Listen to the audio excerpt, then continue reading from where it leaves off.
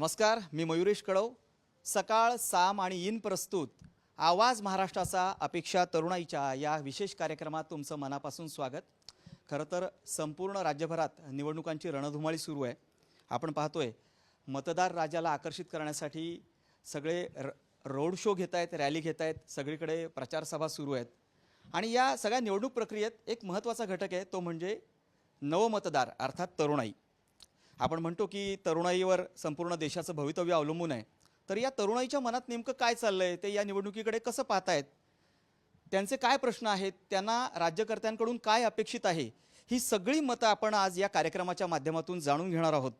आणि त्यासाठी आपण आलेलो आहोत ठाण्यातल्या ज्ञानसाधना महाविद्यालयात. आणि माझ्यासमोर ही सगळी तरुणाई बसलेली आहेत. तर आपण त्यांच्याकडनं त्यांची मतं जाणून घेणार आहोत.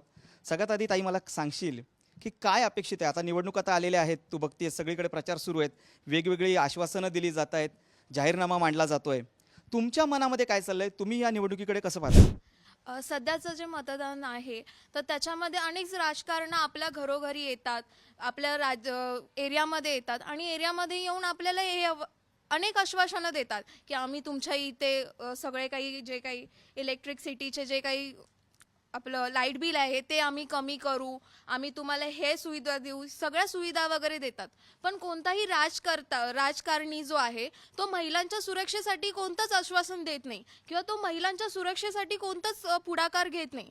सध्याचा जो काळ आहे त्याच्यामध्ये आपण बघतोय की अनेक बलात्कार केसेस आपल्या समोर येतात, एका मागोमाग एक. जसं आपलं जे कलकत्त्याचा जो केस आहे त्याच्या मागे एका मागोमाग एक महाराष्ट्रामध्ये इतके बलात्कार केसेस आपल्या समोर आलेत, पण त्याविषयी सरकारने कोणतीही दखल घेतली नाही. ह्यावरून एक समजून येते की सरकार या बाबतीमध्ये कुठेतरी हलगर्जीपणा करतोय.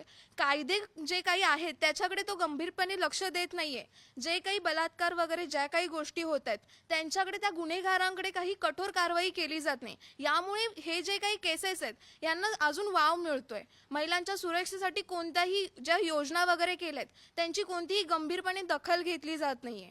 मी जेव्हा प्रवास वगैरे करते, मुंबईसारख्या शहरामध्ये ठीक आहे, मुंबईकडे भरपूर अशा लोक आहेत, गर्दी असते, त्यामुळे महिलांकडे काही म्हणजे एखाद्या वेळेस एकटी असेल तर ती आजूबाजूच्या लोकांना बोलू शकते किंवा तिला नेटवर्क असल्यामुळे ती कॉल वगैरे करू शकते.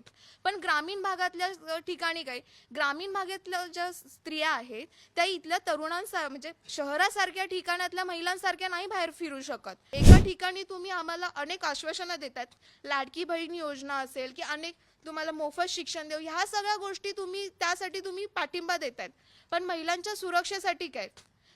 लाडकी बहीण योजना जी आहे ती प्रत्येकाकडे पोहोचत नाहीये. लाडक्या बहीण योजनेसारखी जी आहे, तर मला असं वाटतं की तुम्ही लाडकी बहीण योजने अगोदर महिला सक्षमीकरणासाठी पहिला पुढाकार घेतला पाहिजे. महिला सक्षमीकरणासाठी पुढाकार घेतला पाहिजे. आणि हिने खूप चांगला मुद्दा मांडला, तो म्हणजे प्रवासामध्ये कुठल्याही प्रकारची सुरक्षितता मिळत नाही. त्याचबरोबर नेटवर्कचा इश्यू आहे, जिथून महिला संपर्क साधू शकत नाही. महिलांचा मुद्दा तिने उपस्थित केलेला आहे. या ठिकाणी खूप साऱ्या मुली आहेत ज्या शिकतात, ज्यांना समस्या भेडसावत असतात. तुला काय वाटतं, महिला सुरक्षिततेसाठी काय करायला हवं? मी असं सांगेन की आता ज्या वेळेला मुलींवर आणि स्त्रियांवर अत्याचार होतात त्यावेळेला आपण बघतो की खूप सारं कॅन्डल मार्च होतं, अजून रॅली काढली जाते, पोलिसांवर दगडफेक केली जाते, ट्रेन्स थांबवल्या जातात, पण ते फक्त तात्पुरतं असतं. त्याच्यावर पुढे काही केलं जात नाही, सरकार त्याच्यावर पुढे काही बघत नाही. जर ती केस तिथल्या तिथे थांबली तर ते तिथल्या तिथेच थांबतं. जोपर्यंत नवीन मुलींवर काही होत नाही तोपर्यंत कोणीच काही ॲक्शन घेत नाही. तर मला असं वाटतं की त्याच्याकडे पण लक्ष द्यावं की ते तिथल्या तिथे थांबता कामा नये. सरकारने गांभीर्यानं प्रत्येक बाब घेतली पाहिजे, कारण की महिला सुरक्षिततेसाठी कडक उपाययोजना केल्या गेल्या पाहिजेत. जसं एका विद्यार्थिनीने प्रश्न मांडला की शाळामध्ये प्रशिक्षण दिलं पाहिजे, त्याचबरोबर त्या दुसऱ्या विद्यार्थिनीने सांगितलं की सरकारने या गोष्टीकडे गांभीर्यानं पाहिलं पाहिजे. इतरही काही विद्यार्थी आहेत, त्यांच्याकडनं आपण जाणून घेऊयात की त्यांना काय वाटतं. मित्र, तुला काय वाटतं? तुझ्याकडून तुला काय अपेक्षित आहे की आता जी निवडणूक लागलेली आहे, सगळे राज्यकर्ते आता आपल्या प्रचारात उतरलेले आहेत, वेगवेगळ्या प्रकारची आश्वासनं देत आहेत. एक विद्यार्थी म्हणून, एक तरुण म्हणून तुला काय वाटतं, तरुणाईचा प्रतिनिधी म्हणून, की काय अपेक्षित आहे, की काय करायला हवं? एज्युकेशनवरती लक्ष दिलं पाहिजे. कुठल्या कुठल्या जागेवर त्यातून तिथे शिक्षण मिळत नाही काही मुलांना किंवा मुलींना पण. आता मुलींना पण शिकून देत नाही गावाकडे. सर्व शिक्षण पुढे नेलं पाहिजे ग्रामीण ठिकाणी. शिक्षण जे आहे ते शिक्षण नेमकं कशा प्रकारे मिळायला हवं, काय म्हणणं आहे तुझं? सर इथे मुंबईसारख्या शहरात अनेक महानगरपालिकेच्या शाळा आहेत, त्यामुळे शिक्षण आपलं इथे मुलींना मिळतं. पण ग्रामीण भागामध्ये असतं नसतं असं नाही, असतंच पण ते खूप कमी असतं 7वीपर्यंत वगैरे. परत तिथे एस टीच्या वगैरे सुविधा पण खूप कमी असतात, त्यामुळे दुसऱ्या गावात जाणं वगैरे ते सगळं त्यांना जमायला हवं. कारण की हिने जसं सांगितलं की गावी नेटवर्क इश्यू असतो, त्यामुळे मुलींना खरंच प्रॉब्लेम येतो एस टीने प्रवास करताना. आणि तिथे एस टींच्या वाहनांच्या सुविधासुद्धा व्हायला हवेत. तसंच पेपर चेकिंग हा एक मुद्दा महत्त्वाचा आहे की आता आपण बघतो नीटच्या वगैरे एक्झाम होतात, तिथे खूपच प्रॉब्लेम होतात की हा पेपर फुटला किंवा हा पेपर नाही झाला. मुलं रात्रंदिवस अभ्यास करतात, तर पेपर व्यवस्थित चेक हे व्हायलाच पाहिजे. त्याच्यावरती सुद्धा सरकारने लक्ष द्यायला हवं आणि मुलींच्या शिक्षणाकडे लक्ष द्यायला हवं. कारण एक मुलगा शिकला तर तो घर पुढे नेतो, पण एक मुलगी शिकली तर ती पूर्ण देश चालवू शकते असं मला वाटतं. नक्कीच खूप चांगला मुद्दा मांडला या ताईने. एक मुलगी शिकली तर संपूर्ण कुटुंब, संपूर्ण देश चालू शकतो. आणि तिने आणखीन एक महत्त्वाचा मुद्दा मांडला, तो म्हणजे की ग्रामीण भागामध्ये अजूनही वाहतुकीच्या सोयीसुविधा नाहीत, त्या सोयीसुविधा पुरवायला हव्यात, जेणेकरून मुली ज्या आहेत त्या शिक्षण घेऊ शकतील. अजूनही मुली शिक्षणापासून वंचित राहत आहेत. आपल्याकडे एक मित्र आहे, त्यालासुद्धा एज्युकेशनवर बोलायचं आहे की काय वाटतं या शिक्षण पद्धतीकडे पाहून तुझ्या मनामध्ये काय आहेत, कशा प्रकारचं शिक्षण मिळायला हवं? शिक्षण तर हे सगळ्यांनाच मिळालं पाहिजे. काही जे मुलं असतात त्यांच्या घरची परिस्थिती नसते, जसं की आमच्यासारखे मिडल क्लास वगैरे, की काही मुलं गावावरनं शिकायला येतात. तर बऱ्यापैकी मुलांना कधी राहायची सोय नसते, तर कधी खायची सोय नसते. तर मला असं वाटतं की सरकारने बऱ्यापैकी मुलांकडे लक्ष द्यावं. जसे की गव्हर्मेंट स्कूल आहेत तिकडे सोयीसुविधा मिळतातच आहेत, पण बऱ्याच सोयीसुविधा गरीब मुलांपर्यंत अजूनपर्यंत पोहोचत नाही असं मला वाटतं. आपण निवडणुकांचा विषय घेतलेला आहे, काय अपेक्षित आहे? माझी फक्त एकच अपेक्षा आहे, जे गरिबी आता बघतो आपल्या देशामध्ये, जसं पॉप्युलेशन वाढत जातं आहे तशी गरिबी पण वाढत जाते. रोजगार मिळणं कमी झालं आहे, व्यवसाय धंदा कमी होतो आहे, व्यवसायात कॉम्पिटिशन जास्त वाढतं आहे. तर तसं सरकारने बघितलं पाहिजे की शिक्षणामध्ये जास्त फोकस केला पाहिजे. जे नाही शिकायचं ते ती लोक शिकवत आहेत आणि जे इम्पॉर्टंट आहे ते ती लोक शिकवतच नाही आहे. शिक्षणाच्या पद्धतीत बदल करायला हां, शिक्षणाच्या पद्धतीत थोडे बदल केले पाहिजे. थोडंसं म्हणजे जे आता यंग वन्स आहेत, जसे आम्ही आता पुढेच गेल्यानंतर आम्हाला जॉब भेटणार आहेत, ते पण भेटणार की नाही ते पण नाही माहिती. तर थोडा रोजगार वाढवला पाहिजे, व्यवसाय वाढवले पाहिजे. जे गरीब लोक आहेत त्यांना खायला भेटत नाही, झोपायला जागा भेटत नाही, त्यांना काही काम करायला भेटत नाही, तर त्यांच्याकडे थोडं सरकारने लक्ष दिलं पाहिजे. सही आता या लाडकी बहीण योजना काढली, तर कशाला काढली? त्याच जागी जे पैसे तुम्ही ज्यांना गरज आहे त्यांना द्या ना. तुम्ही या योजना आणतायत आणि नको त्या अनावश्यक लोकांना त्या योजना दिल्या जातात आणि त्याचा इफेक्ट काय होतो, ते राज्यावरती कर्ज वाढतंय, त्यामुळे आपसुकच त्या कर्जाचा भार करांच्या रूपातून आपल्यावरती टाकला जातो आणि पुन्हा एकदा मग महागाई वाढताना दिसते. आपण याच मुद्द्यावरती एका विद्यार्थिनीचं मत जाणून घेणार आहोत की तिला काय वाटतंय, काय तुझं म्हणणं आहे या विषयावरती? लाडकी बहीण योजना राबवण्यापेक्षा जर आपण एज्युकेशनचे फीज कमी केलात ना, तर अजून काही विद्यार्थी आहेत जे शिक्षणापासून वंचित राहिलेत, ते शिक्षण करण्यासाठी पुढे येतील असं मला वाटतं. नक्कीच. आणि जे आता जे कर्ज वाढत चाललंय राज्यावरती या वेगवेगळ्या योजनांच्या माध्यमातून, त्यावर काय मत आहे तुमचं? ते जे आपण टॅक्स वगैरे आहे, जर ते कमी केले तर खूप बरं होईल. कारण जे आमच्यासारखे मिडल क्लास लोक आहेत त्यांना टॅक्स भरण्यामध्ये पण खूप अडथळे येत आहेत. नक्कीच. इकडे पण एक मित्र आहे, काय म्हणणं आहे? म्हणजे की देशाचं कर्ज कमी झालं पाहिजे. आपल्या देशावरती 14.1 ट्रिलियनचं कर्ज आहे आणि तो कर्ज कमी झालं पाहिजे. सर्वसामान्यांवरती तो GSTच्या करा वाढून त्याच्यावरती काढला जातो आणि त्याच्याकडे सेव्हिंगसाठी काही उरत नाही. पण बऱ्याचदा कर्ज काढलं जातं तर तो कर्ज इन्फ्रास्ट्रक्चरसाठी सुद्धा असतात. आपल्याकडे मेट्रो येते किंवा आपल्याकडे बुलेट ट्रेन येते, उड्डाणपुलं बांधली जात आहेत, मोठमोठे प्रोजेक्ट होत आहेत, तर त्यासाठी कर्ज तर घ्यावं लागतंच ना. कर्ज काढा, पण सर्वसामान्यांचा विचार करून काढा की त्या करातनं म्हणजे की कर्ज माफ केलं जातं, कर्ज भरला जातो ना, GSTचं कर भरून सर्वसामान्यांचा. गोदरी पाहून पाय पसरावं असं मला वाटतं. अतिशय महत्त्वाचा मुद्दा आहे तो म्हणजे कर्जाचा मुद्दा, की सगळ्या विद्यार्थ्यांनी मत मांडलं की देशावरती कर्ज वाढत चाललं आहे. तुम्ही योजनांच्या रूपात असेल किंवा वेगवेगळ्या प्रकल्पांच्या माध्यमातून कर्ज वाढवताय, तर ते कर्ज नको, अंथरूण पाहून पाय पसरा. काय मत आहे मित्र तुझं? सर, मला तर वाटतं की कर्ज हे म्हणजे आपल्या जनतेचाच खरं तर पैसा आहे तो, कारण आपण टॅक्स भरतो, त्याच्यातूनच आपलं गव्हर्नमेंट आपल्याला ज्या सुविधा आता जे लाडकी बहिणीचं करतं आहे, ती जी लाडकी बहिणीची योजना ती राबवते, तर त्या आपल्या टॅक्समधून ते जाऊन लाडक्या बहिणींना जातं. मग नेमकं काय करायला हवं, अपेक्षित काय? त्यांनी म्हणजे मला तर असं वाटतं की जे आता जी आपली तरुण पिढी भरपूर सध्या तर भारत हा बेरोजगार असं म्हटलं जातं सर्वीकडे. तर जे आता युवा पिढी आहेत ना, आपली युवा पिढीमध्ये बिझनेस माइंड इतकं आहेत आता सध्याच्या युवा पिढीमध्ये, तर सरकारने त्याला सपोर्ट केलं पाहिजेत. आपल्या शिक्षण पद्धती असं आहे सर की तुम्ही शिका, फक्त जे आहे आता ते शिका. सर आता आपण जे सायन्समध्ये शिकतोय, कॉमर्समध्ये शिकतोय, आर्ट्समध्ये शिकतोय, काही शिकतोय, ते आता सर फक्त डिग्री पुरतं आहे. जे आपण पुढे शिकणार आहोत आयुष्यात, जे आपण पुढे आपल्याला जे भोगावं लागणार आहे, काही असू दे ते करणं, जर आपल्याला जर जॉब नाही मिळाला तर ते बिझनेस माइंडने काही कौशल्यावर करतो. आधारित शिक्षण पद्धती हां, असायला स्किल्सवर हवी. सर मला तर वाटतं स्किल्सवर, सरकारने जे आपल्याला स्किल्सवर नंतर डेव्हलपमेंट 10वी केली नंतर पाहिजे. जी हां. आधीच असायला हवी. हो, 10वीपर्यंत तुम्ही शिक्षण द्या प्रॉपर, पण जर 10वी नंतर त्यांनी स्किल्सवर डेव्हलपमेंट केली पाहिजे सरकारने. शिक्षण पद्धतीत हा बदल करावा, जास्तीत जास्त स्किल्सवर फोकस करावा शिक्षणावर न करता. कारण शिक्षण देऊन सर सर्वजण आता सर बेरोजगार आहेत आणि स्किल्सवर जे आता जे काम करतात सध्याची मुलं, तर तेच सध्या सक्सेसफुल आहेत लाईफमध्ये, हे माझं मत आहे. आपण पाहतोय की या तरुणांमधनं वेगवेगळे विचार येत आहेत. मग ते रोजगाराचा मुद्दा असेल, शिक्षणाचा असेल, आरोग्याचा असेल, महिला सुरक्षिततेचा असेल, अशा वेगवेगळ्या मुद्द्यांवर त्यांनी आपली आपली मतं मांडली आहेत आणि आपल्याला येणाऱ्या सरकारकडून, येणाऱ्या लोकप्रतिनिधींकडून काय काय अपेक्षित आहे ते त्यांनी मांडलेलं आहे. आपण ही चर्चा अशीच पुढे सुरू ठेवणार आहोत. आता एक महत्त्वाचा मुद्दा ते म्हणजे आता जे काय राजकारण सुरू आहे, आता आरोप प्रत्यारोपांच्या फैरी जडू लागलेल्या आहेत. आपण बघतोय महाराष्ट्राचं राजकारण गेल्या काही वर्षात बिघडलेलं आहे. म्हणजे फाटाफुटीचं राजकारण असेल किंवा फोडाफोडीचं राजकारण असेल, आणि आता ज्या पद्धतीने भाषा वापरली जाते ही भाषा कुठेतरी चुकीची आहे. तर तरुणाई म्हणून तुमच्यावर सुद्धा त्याचा इम्पॅक्ट होत असतो. तर तुला काय वाटतं की राजकीय नेते प्रचार करताना तुम्ही तुमचे मुद्दे मांडा, पण अशा प्रकारची जी भाषा वापरली जाते आणि एक वेगळ्या पद्धतीचं वळण या राजकारणाला लागत चाललं आहे, तुमच्या तरुणांवर त्याचा इम्पॅक्ट काय होतोय, तुम्हाला काय अपेक्षित आहे? राजकारणाच्या अनेक भाषणांमध्ये अनेक म्हणजे त्यांचे जे विरोधी पक्ष असतात त्यांच्यावरती वाईट म्हणजे शब्दांनी त्यांच्यावर बोललं जातं. तर मला असं वाटतं की त्यांनी हे बोलताना, कोणत्याही राजकारणाने त्यांच्या विरोधात बोलताना विचार करावा. कारण की त्यांच्या म्हणजे जे कोणी राजकारण उलट शब्दाने बोलतं तर त्यांच्याकडे पण बघणारा एक तरुण वर्ग आहे, तर तो त्यांच्याकडनं इन्स्पायर होत असतो. त्यांना ते त्यांचे मोटिवेशन असतात त्यांचे, आणि ते त्यांच्याच शब्दांनी मग ते पुढे होत असतात. मग त्या शब्दांचा जर त्यांच्यावर परिणाम झाला तर ते समाजामध्ये अशा शब्दांचा वापर करून मग ते भाषा त्यांच्या चुकीच्या होऊ शकतात. त्यामुळे हे जे त्यांचं जे काही मत वगैरे असतं त्याच्यावर मग त्यांचे विचार खराब होतात असं मला वाटतं.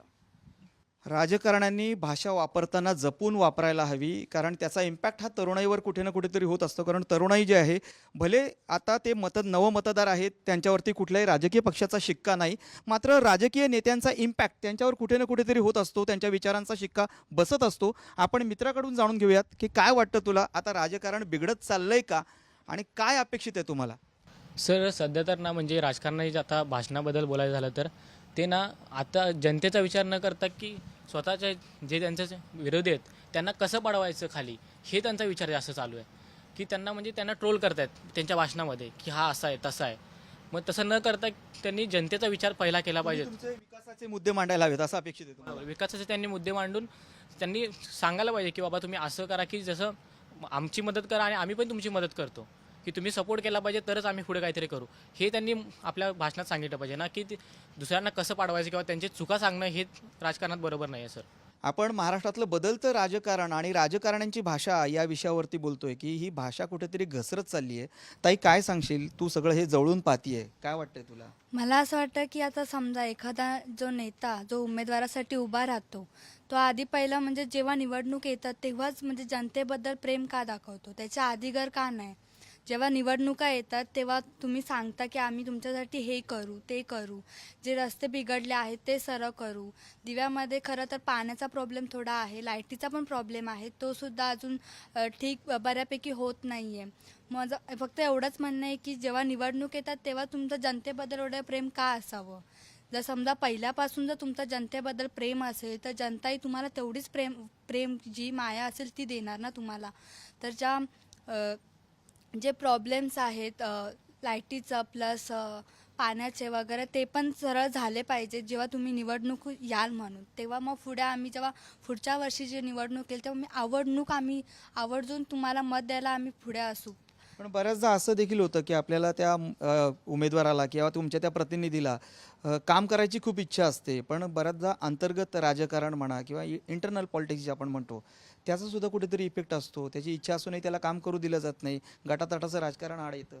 मी ते समजू शकते, पण ज्यांच्यापर्यंत आज आदिवासी पाड्यामध्ये ज्या तुम्ही योजना आखल्या होत्या त्या अजूनपर्यंत आदिवासी पाड्यामध्ये पोचल्या नाही आहेत. त्यांना पहिली गोष्ट म्हणजे माहितीच नाही की ही योजना आली आहे सरकारांकडनं, त्या त्यांच्यापर्यंत पोचत नाही. त्या सरकारने सुद्धा कुठेतरी थोडंफार का होईना पण लक्ष दिलं पाहिजे की त्या कुठपर्यंत पोचल्या गेल्या आहेत की नाही.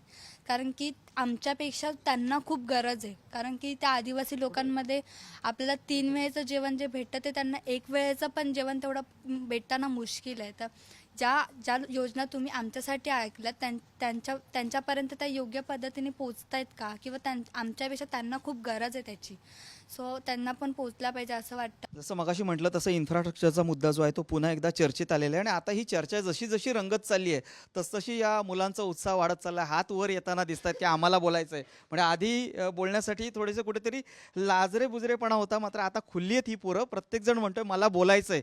हीच तर खरी आपल्या संविधानाची ताकद आहे, लोकशाहीची हीच ताकद आहे. काय वाटतं मित्र तुला? मला असं वाटतं की जेव्हा निवडणुका येतात तेव्हा प्रत्येकालाच नायक मूवीमधला अनिल कपूर बनायचं असतं, पण नंतरला ते मिस्टर इंडियामधला अनिल कपूर बनतात, गायब होऊन जातात. तर तसं नाही व्हायला पाहिजे. आपल्याकडे कायदे आहेत पण ते कागदापुरतेच आहेत, ते कृतीमध्ये उतरले पाहिजेत असं मला एक वाटतं.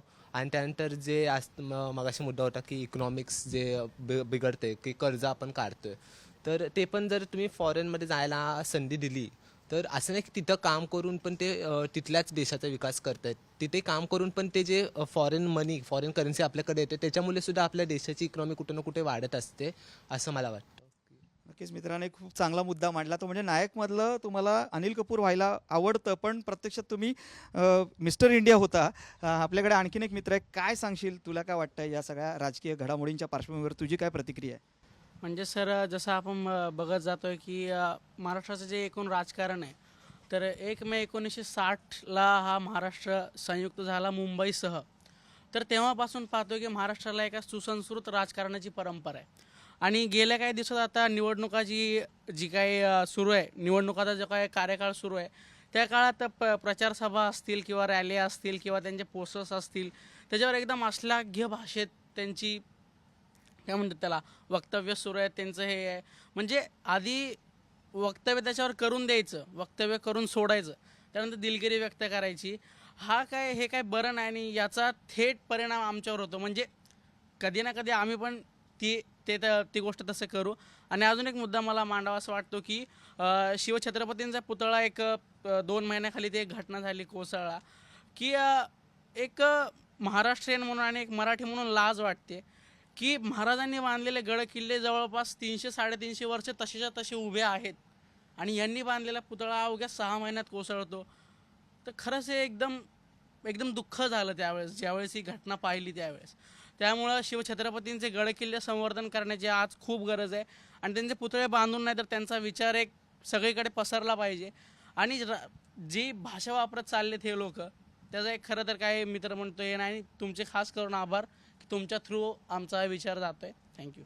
तर एकंदरीतच मित्राने आता एक मुद्दा मांडला, तो म्हणजे की छत्रपती शिवाजी महाराजांनी बांधलेले गड किल्ले टिकून राहिले, त्याच पद्धतीने त्यांचा विचारसुद्धा टिकून राहिला पाहिजे. ही तरुणाई खूप चांगल्या पद्धतीने आपले विचार मांडते आहे. आपल्याकडे वेळ खरी तर कमी आहे, मुद्दे खूप आहेत, मात्र वेळेची आपल्याला बंधन आहेत. जाता जाता मला या सगळ्या तरुणाईला एक शेवटचा प्रश्न विचारायचा आहे की आपण राजकारणाला धरून ही सगळी चर्चा केली, तर हात वर करून सांगा तुमच्यापैकी भविष्यात किती तरुणींना राजकारणात यायला आवडेल? आपण एवढी चर्चा केली आणि फक्त 2च हात वर आले, म्हणजे कोणालाच यायचं नाही राजकारणात. सगळ्यांना किनाऱ्यावर बसूनच फक्त प्रश्न विचारायचे आहेत. असं कसं चालेल? जर आपल्याला चिखल साफ करायचं तर चिखलात उतरावंच लागेल ना. मग फक्त एवढेच लोक आहेत की ज्यांना राजकारणात यायला आवडेल, बाकी कुणाचीच इच्छा नाही.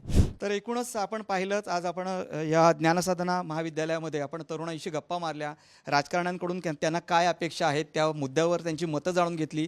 मग शिक्षण असेल, आरोग्य असेल, कौशल्य विकास असेल, रोजगार असेल, या सगळ्या मुद्द्यांवर ही तरुणाई भरभरून बोलली. त्यांनी आपली मतं मांडली. राजकारण्यांच्या भाषेवर सुद्धा त्यांनी आपली मतं व्यक्त केली. आणि या कार्यक्रमाचा उद्देशच हाच मुळी हा आहे की या तरुणांनी मांडलेले विचार राजकारण्यांपर्यंत आणि राजकीय पक्षांपर्यंत जावेत आणि त्याची त्यांनी अंमलबजावणी करावी. तुर्तास वेळ झाली इथंच थांबण्याची. नमस्कार. देश विदेशातील प्रत्येक घडामोडींचे लाईव्ह अपडेट मिळवण्यासाठी आता साम टीव्हीच्या सर्व सोशल मीडिया प्लॅटफॉर्मला लाईक, फॉलो आणि सबस्क्राईब करा. तसंच सर्व नोटिफिकेशनसाठी बेल आयकॉन प्रेस करायला विसरू नका.